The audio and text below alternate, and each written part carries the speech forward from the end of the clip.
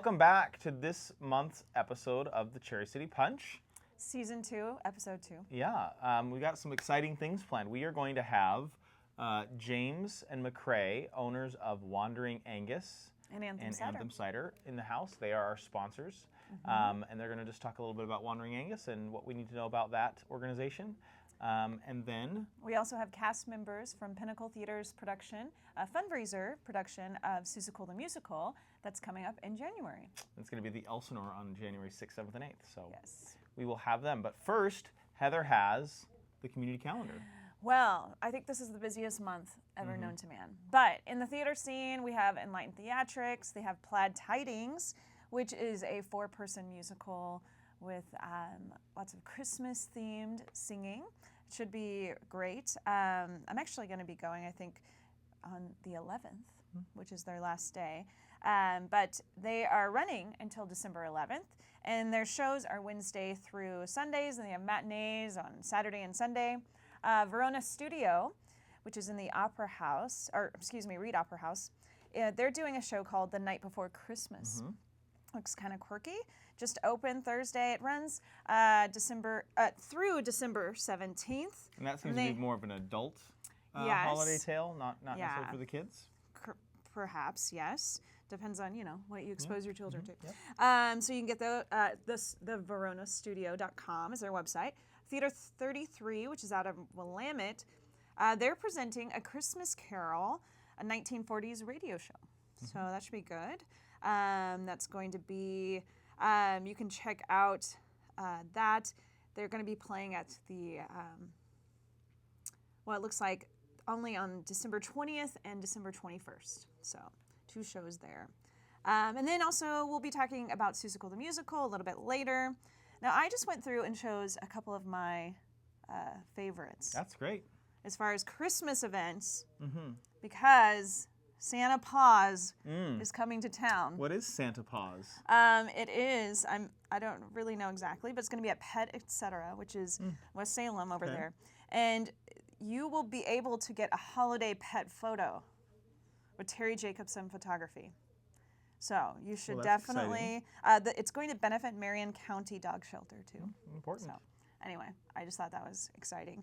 There's also the 35th Annual Holidays at the Capitol, which is a free event. Basically, there's going to be singing, or all types of choir performances. I go to that Capitol every there. year. Our school performs there, and it's in the Rotunda. Have you been to it? Yes, it's very cool. Yeah. It's Great acoustics. pretty much November 30th until December 22nd. There's going to be various groups from 10 a.m. to 2 p.m. There's Salem Tuba Holiday. Gosh, is there anybody that we know that's involved in that? I'm going to be. Oh, as what? A singer. Really? There, yes. I'm excited. I've never done it. It's December 24th.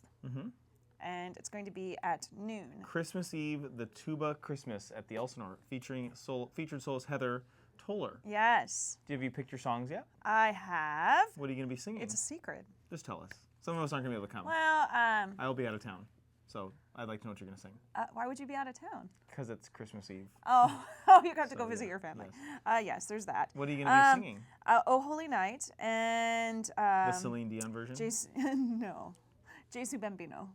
I don't know that song. Yeah. Is that a... I guess you have to. I think CCTV is actually going to be filming it. So. I'll have to watch for that one. Yeah. And then there's also going to be the holiday tree lighting next Saturday, the 6th. Heather. That happened last night. December 6th in Kaiser. Oh, the Kaiser. Kaiser tree lighting. Kaiser, okay. Because the Salem tree lighting was last night. Oh, well. Yeah. And it's 6 to 8 p.m. on the 6th. Kaiser's a little bit behind, I guess. They don't start the holiday season early enough. Well, maybe it's because Salem snatched up the date. I don't know. Maybe. I don't know. You could have 2 tree lightings. I can't imagine people would want to go to both. And there's also at the Elsinore on the December 15th. It's going to be the Salem Oh, the Salem Symphony, which is new. At the Elsinore, Yeah, so you can get that's coming tickets to the Elsinore there. There's a lot going on. I know, it's crazy. Let's get over to our interview with the cast of Seussical. Okay, welcome back to Cherry City Punch. We are excited to have several members of the cast of Seussical with us today. Yes, Pinnacle Theater's production of Seussical in January. It's the fundraiser. It's coming up January 6th, 7th, and 8th at the Elsinore Theater. So why don't you introduce yourself and tell us what character you're playing? Hi, I am Bodhi. I am a person in the military in Seussical. Yeah. Okay, I'm a who. that's good. Yeah. I'm a who. Yeah, you are a who. I'm Lucy, and I play elephant, bird, dog, and lion. I'm Elliot, and I also play a cadet like Bodhi. Go ahead. Okay. I'm Shane, and I play one of the Wickersham brothers. And I'm Brian Toller, and I play Yertle the Turtle. And Heather. Oh, I guess I'm also in this, aren't I? Yeah, I'll also be playing Gertrude McFuzz. So tell us a little bit about Seussical, Brian. Seussical? Well, I can tell you about Seussical only from the perspective of the Jungle of Newell, Sure, because sure. that's a character that I play. So the Jungle of Newell is a whole bunch of people who are also animals, monkeys, birds, and we are kind of loosely around the story of Horton and the egg is kind of how the Jungle of Newell is. But then there's all these other Seuss themes that weave through, such as like the Who's. Did you have something to say, Lucy? You're kind of raising your hand. So what about the Who perspective, Bodhi and Elliot? What's So- going on Who? Well, the cadets are having a war called the Battle of Butter, and technically what's happening is we Fight were for Butter's side yeah. up. Butter side uppers. Oh. And what's going on while the war is going on is technically we have we had a Christmas going on, and our town was crushed by Vladikov, a bird in the Jungle of Newell. And technically what is happening right now with all this stuff is we're a dust speck living now on a clover, and we have been lost now that our clover has been dropped. And, well, you continue. And Horton is trying to find it. And then that's really how the story continues. All the Jungle of Newell animals finally find out that Horton actually wasn't lying the whole time. So Who exists on what? A dust speck. A dust speck. So it's a tiny little town on a dust speck. Yeah. And so it looks like Dr. Seuss has we've created two different Dr. Seuss worlds, or there's two different Dr. Seuss worlds being combined in one. Jungle of Newell and who? So Jungle of Newell would be from what book would people recognize that from? Probably Horton sitting on an egg. Egg nest and tree. Okay, or Horton Hears a Who. Yeah. That's the title of the book, right? Yeah. And then Whoville, people would recognize Whoville from what other Dr. Seuss story? Horton Hears a Who. Remember, there's the part where you guys have that Christmas, and there's someone that Grinch. comes. The Yeah, How Grinch the is Grinch Stole Stole Christmas, Christmas. right? I am dumb. So Seussical has been created out of two popular Dr. Seuss books, right? And then Heather plays Gertrude. Yes. And how does Gertrude, what story would she be from? Well, I can't remember the name of it, but it's something about her tail, the tail of Gertrude McFuzz, I believe. The one feather tail? The one feather tail, and she's very jealous because she only has one feather. And then there's Maisie LaBird, who has this gorgeous feathery tail, and she gets all of the attention. And she also loves Horton, and she believes in Horton. She's the only one that thinks that Horton isn't crazy because of this little dust speck of Who on this clover. And so she's kind of trying to get Horton's attention, and the way that she thinks to get Horton's attention is obviously to deal with her one feather tail. But she learns, obviously, that that's not what she needed to do. So the cadets are fighting for Butter Side Up. And what about the monkeys and Yertle? What is their connection as far as their character development in the show outside of what's in the book? Well, the Wickershams kind of just think that the Horton's just completely crazy, and they want to destroy his clover and get him like in jail by the end of the story. They're trying to arrest Horton, and they just don't really like. And what a good segue into who can send them to jail. So Yertle the Turtle is the judge in the trial of Horton the elephant, and the whole Jungle of Newell wants to see Horton, as the Wickershams say, go to jail. So that's my job to preside over that trial. I think the main thing about Seussical is it's like a fantasy land. So there's a lot of different stories and a lot of different characters, but the reality is that you really have to see it to really get a good feel for how it all comes together in one plot. Now, I have questions for you guys. How do you feel about being a part of such a large cast? It's About well, 55 people, right, Robert?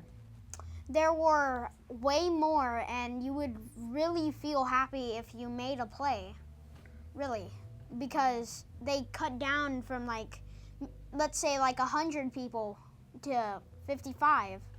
They get rid of 45 people, and if you're one of those 45 people, it doesn't make you feel too good, but you're perfectly fine. But when you're the other 55, you feel blessed. Oh, well, that's cool. How about you guys? You having fun being a part of the show? Yeah, Yeah. I just think it's really cool because I just got in and it was really cool, and now I'm a cadet and I get to do all this fun stuff. That's cool. And what are your other experiences? So Brian and Shane and Elliot and Lucy and Bodie, what other things have you been in, or why did you decide you wanted to pursue being on the stage? I was in Mary Poppins, and my mom made me join it. She was like, "It's your choice. You can say no or yes, but I think you should say yes," and like that. So I ended up saying yes, and it was super fun. And I wanted to do it again. Lucy, why did you want to do Seussical? Because I've never been in a play, and I think it's going to be fun with parts of my family. I've been in multiple school plays, but I've never been in like an actual play, like an acting play or a singing play. So this is my first play. Yeah, I've done a few other plays at Pinnacle, like the other fundraisers and stuff, and I did this because I've done the fundraiser for a few years now, and You were also in Les Mis. yeah, so And I just enjoy stretching and getting a little bit outside myself. Singing, dancing is very challenging for me, and so just doing something new is exciting. So I like it for that part. And I was in the fundraiser last year, and it was a good experience, you know, to be part of something really big. These are really big casts, and so. I What have do you? to- go I ahead. have to Oh, ask yeah. one question. I hear that Seussical saved your life, Bodie. How did it save your life? While we were at practice, my parents normally stay and like go eat somewhere while I'm at practice. A tree crushed my old house, but luckily we finally moved at the start of this month. So while you were at rehearsal, a tree fell on your house. Yeah, while we were at rehearsal, we were supposed to move the day before it happened, and a tree ended up crushing our house. Oh, goodness. And that was the big stormy weekend in October, right? Yeah, it was a big stormy weekend. Well, if it wasn't for Seussical, who knows what? I'm sure you would have been out doing something else. Let's hope. yeah, hopefully. Well, what do you think the audiences? Last question. What do you think the audiences are gonna like about Seussical? Why is it a show that you think people will enjoy? What is the magic it has? It's a nice, kind show, and it's like you'll have fun even without. Even if you're not there at the start, even if you're late, you'll get caught up. Yeah, okay, Actual good, super yeah. quick. Good. Okay. I don't know. Why do you think people will like it, Lucy? Because we do lots of acting and we practice a lot, so they'll probably like it. Okay. We've done a lot of hard work and put a lot of effort into it, and I think that they're gonna like it. well, I mean, it's a show based on Dr. Seuss, so who wouldn't like that? I think what's unique about it is that it's all music, so it's very little dialogue in it. So in terms of like, you know, being action and like really clicking right along, and you know, it'll just be like song after song after song and dance after dance after dance. So it's pretty exciting to watch, I think. So. Heather, last word.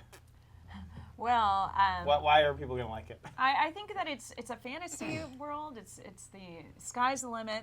People are able to use their imagination, and I think that's what Dr. Seuss is all about, is opening your mind, and I think it'll be great. All right. So check out Seussical Elsinore Theater on January 6th, 7th, and 8th. For ticket information, you can go to Pinnacle Theater's website, www.pentacletheater.org. Or call the box office, Or call the box office. 503-485-4300. And tickets are also available through the Elsinore Theater. So I think there's only 100 tickets left from Pinnacle that they have to sell, and the rest of them are from the Elsinore. So get the tickets fast. It's going to sell really well. Thanks for coming on. Yeah, thanks, guys. Thank you. Have a great day. Hello, camera, and welcome to Isaac's Corner, no one. Well, the holiday season is upon us, and in celebration of that, Danny would like me to show her how to get into the holiday spirit with a nice makeup tutorial. Isn't that right, Danny? Yep. All right, so let's get started with a nice natural, yeah, that okay? Bronzer, all right? Nice. You don't want it too dark because it is Christmas and there's not much sun out. And also when you're using a bronzer, you don't need to get it over the whole face. Just kind of a good line on either side of the head will start to give that kind of like nice natural, you've been driving and like wearing like weird shield in front of your face, but also like this part of your face was not shielded from the sun.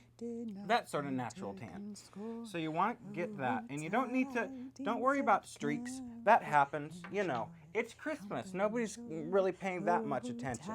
Next thing you want to do is you want to go in with green, nice festive Christmas color, and start putting in stripes down her face, over her eyes, either side of her nose, over her nose. All right? And this is, you might have guessed, just bringing out, yes, those Christmas colors, but also the Christmas tree. All right. So that looks pretty good. Danny's foliage is coming in nice this year. What do you think, Danny? More green? Yep. Yeah, more green. All right. So just, you know, again, really dig in with the brush too. You want to get it in the pores so that if you have one party one day and then another party the next day and you don't want to do your makeup again, your makeup will still be there from the night before. Oh, that's great. All right. Next, you want to go in with an eyebrow pencil to put in the stem of the tree. Right down the center of her face. Yeah, there you go. And right down in there. All right. And just, you know, you can thicken the stem there with a nice, you know, just thicken the stem in parts. Stems aren't always even. They can sometimes have one part that's a little darker than others. That's okay. Now you want to go in with some lipstick. Push out your lips. There we go. And just cross. There we go. And as with all holiday looks, it's okay to pick a little brighter shade of lipstick than you might usually. See how nice that looks? And again, don't worry about staying in the lines. It's Christmas. And now, Heather, why don't you turn up the volume a little bit? There we go. And now, to bring our Christmas season to a close, so let's say this is the day look. Now we're going to transition into the night look. So a little softer, a little bolder colors.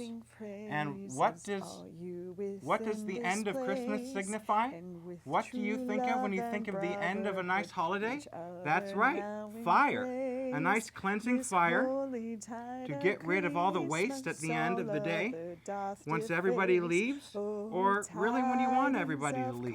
It's always a good idea to start a fire. All right, you want to get those flames kind of going all over that tree.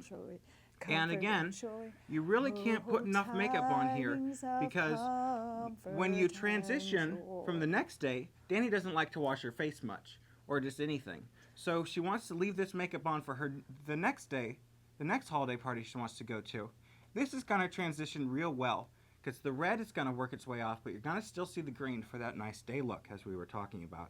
All right, this fire is starting to really come into a nice full bloom here. So I think that's about ready, Danny. What do you think?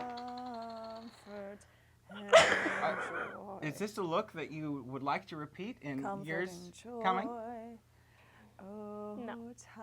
Well, with that, folks, we'd like to wish you a happy holiday and Christmas season from our home to yours. Take us out. Oh, tidings of comfort.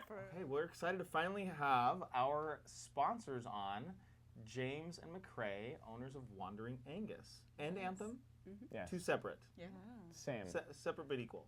Yeah, it's Right, kind yes. of like Pinnacle Theater, and then Pinnacle makes different productions. Sure. Okay. Yeah. Okay. So All Wandering under the Wandering Angus umbrella. Exactly. Yeah. Gotcha.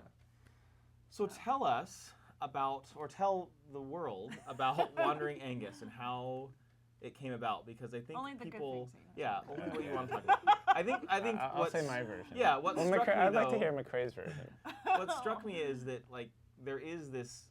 I mean, Salem's had kettle chips, and they've had other kind of nationally known brands, but like, we seem like a small town, and so it's always really cool when we have these cool products that come out of Salem that are getting national attention, and you've been traveling a lot, right? Going and showing the cider. So what was the birthing of Wandering Angus? The birthing. Well, first I want to talk about kettle chips just for Sure, a second, sure. because I think, and this is something I've talked with the city about. Hopefully, no one from Kettle Chips is watching. But them having a missed opportunity, because we lived in Vermont with Ben and Jerry's. Have you guys ever been there? I haven't been to Not Vermont, Vermont. but Okay. But I've been in a quart of Ben and Jerry's. yeah, I know. Yeah, not many. Yeah. They don't have anything bigger.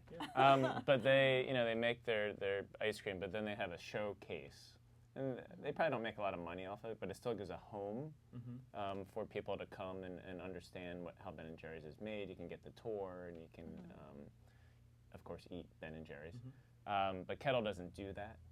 And I think there's a lot of Salem companies that don't do that. They don't kind of come out like they're here in Salem, but they don't demonstrate that they're here in Salem. So we're trying to do that, but we don't have a lot of money, so we try to do it our way. So we're actually recreating our tasting room right now, so there's actually a better experience. Have you been to our tasting room? I'm coming to your tasting room. I haven't been yet, but I'm coming. okay. I have a tour. I have a package. Oh. It's it's half office, because we share it with Fresh and Fingers. Local. Yeah. Yeah, which used to be Organic Fresh Fingers. And so it's half office, half tasting room, but it's basically like a college dorm room in the form of an office. Oh, okay. So it's an interesting experience there.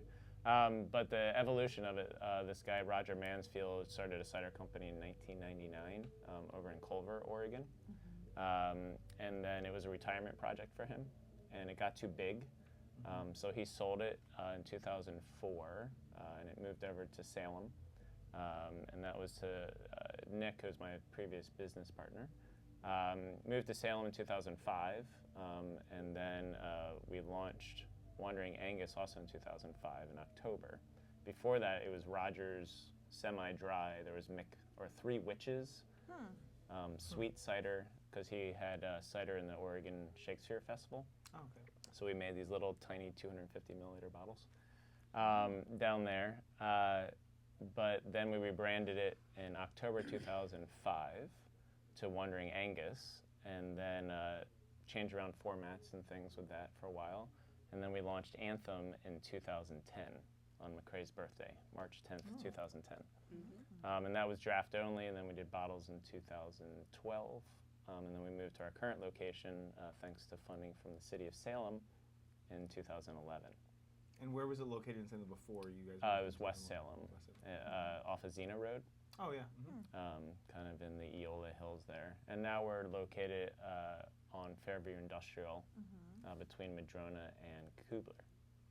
And I always want to say Keebler, but Yeah. Like the elves. How did the name? How did you come up with the name Wandering Angus? Is it representative of anything? And where did Anthem come from? So Wandering Angus came from Nick's wife, Mimi, was like literature, and they needed to come up with a name. At that time, this predates me, because there's a 5-month lag between that choice and me. It's based off a Yeats poem called The Song of Wandering Angus, and W.B. Yeats is a poet from Ireland, who's no longer with us, but And it's a poem that's really imbued with a lot of Celtic imagery. So each of the labels for Wandering Angus is based off a stanza from the poem, The Song of Wandering Angus. That's really neat. So it made a real tight kind of marketing picture. But it's kind of cursed because when I have to spell the email all the time, like it's just like, Yeah. Well, the poem's really pretty too because it's about a girl down by a river in the moonlight and like with apple trees. If you read all the stanzas, and they're on the side of all the bottles, each brand. So it's just very sweet. So the bloom bottle, because I know I'm picturing the bloom bottle. Yeah, the bloom That is is gorgeous. that lovely woman down there, and the tree on the Wanderlust bottle is, you know, an apple tree that you would see in that poem. All, you know, very artistically infused. yeah. So that was that. And then Anthem was trying to be diametrically opposed to that. So a very short name, simple. And then also getting to, and this gets to some of your questions you might be asking about sponsorship. But so Wandering Angus is geared towards more like the high form of arts, like poetry, kind of art in terms of high art forms. And that visual art, there you go. While Anthem is more about music, so that's what it was supposed to be in. So more kind of like pop approach to things. So we sponsor a music festival every year called Pickathon, which happens in Happy Valley, and that's been 5 or 6 years we've been doing that.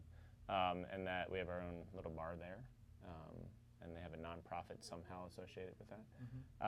But also doing as much community support as we can around the arts is mainly the focus. So the Salem Art Association, Pinnacle, you know all the different ones. Oh, there's lots of we're interested in having, James and I both are very interested in us having more of a Salem presence, the way you were talking about Kettle initially. Like we want Salem to know us and own us with pride because of our exposure in other parts of the country. We think, oh, here's a fun opportunity that we'd like to have more influence and range in Salem. So the arts is the first place that we wanted to support, but then we branch out into other spaces and are just really open to organizations that approach us in ways that we can support them. But I thought that James could talk about, like, he talked about the 2 different brands, but what makes the 2 different ciders different, because a lot of people Yeah, it's just the apples.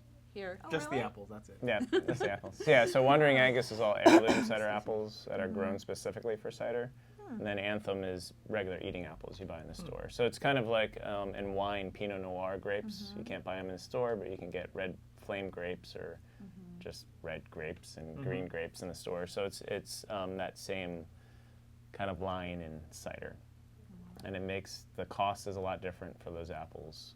But there aren't very many of the heirloom cider apples in the country. So there's about 500 acres, and we have about 80 of them. Oh, wow. So where are your apples in Salem? Are they in West Salem still? And there's a small orchard there. Right now, the largest orchard in Salem is Easy Orchards. Over in East Salem, they grow these apples called bittersweets, which are really, really rare. They're kind of our hops, if you were to equate them in drink world. But most of the apples are coming from Hood River for Wandering Angus. For Anthem, they come from Wenatchee, Yakima, and Hood River. But we press everything in Hood River and then bring it down to Salem and ferment it. How much experience did you have in marketing and cider before you jumped into Wandering Angus? Basically 0. Wow. I mean, we knew about cider from New Hampshire because we lived in New Hampshire, and one of the leading cider producers is there, and he was down the street from us, called Farnham Hill Cider.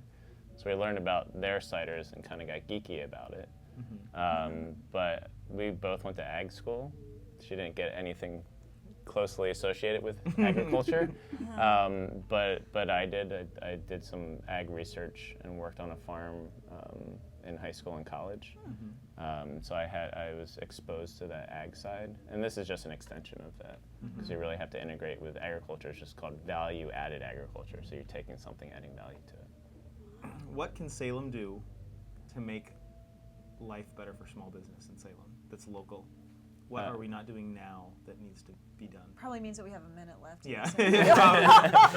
This is now the... I think what Salem can do is each of us as individuals can find the products that we like that are in Salem. Go to your local stores, come downtown, shop at independent grocery stores, find the products you like and ask for them. Look for signs. There's a lot of stores are putting stuff on that says, you know, the range of where it comes from, close to home or Salem, and look for those products and try them. Be willing to try them.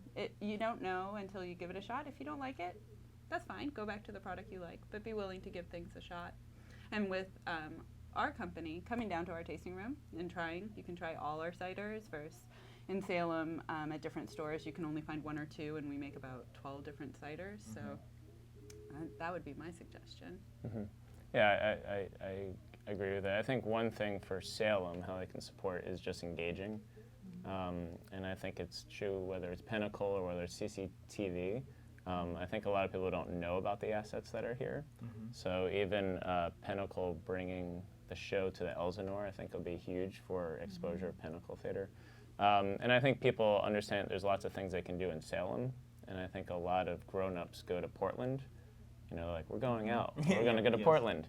But now there are really great things to do in Salem. You know, maybe not the breadth that you get in Portland, but there's still a lot of things to do here.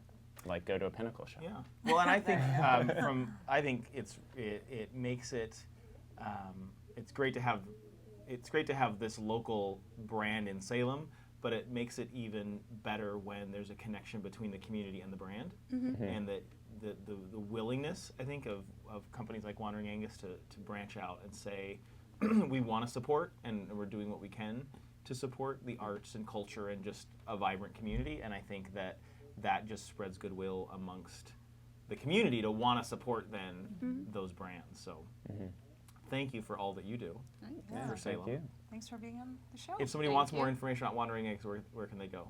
To the website, which is WANDERINGAENGUS. And hopefully someone could write that down. There's no way I was going to let him out of here without Wandering spelling it Angus. live. Yeah, so. WanderingAngus.com and AnthemCider.com. All right. And then our tasting room is open every Friday from 4 to 8. Great. Thanks for coming on. Yeah, thank you. Yep. Hello, Christmas, and welcome to Isaac's Corner. We're back with a nice cocktail tutorial in the Christmas season. We're going to make eggnog out of things we found in Heather's purse. You will need a dirty coffee mug, a flask of something, 1 egg, and 1 knife. All right, to start this off, you're going to want to open the flask and see.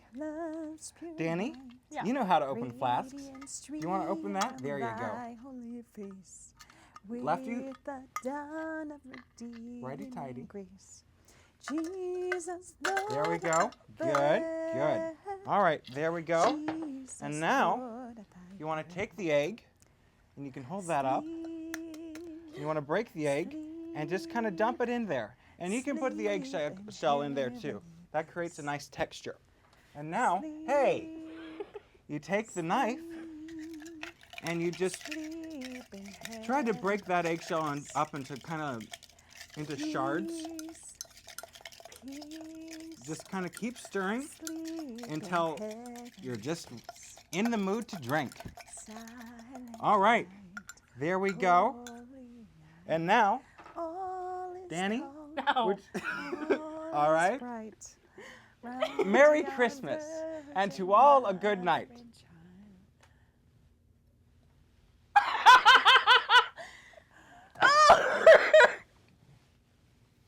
Wow, I don't know what was in that flask. Thank you, Heather, for letting us use these things from your purse. And now, back to whatever else is next. Okay, lots of fun stuff going on. Yes. Community calendar was full. Adorable children. Oh my gosh, yes. I mean, and wait till you see them in costume on stage. Yes, Lucy's gonna steal the show as she stole this show. I'm sure. Yeah, I'm sure. And then Wandering Angus, support the local business. Get out there and help. I think giving back, it's a reciprocal relationship. Yes, If we definitely. want business help, we got to help the businesses. So, and we'll see you next time on the Cherry City Punch.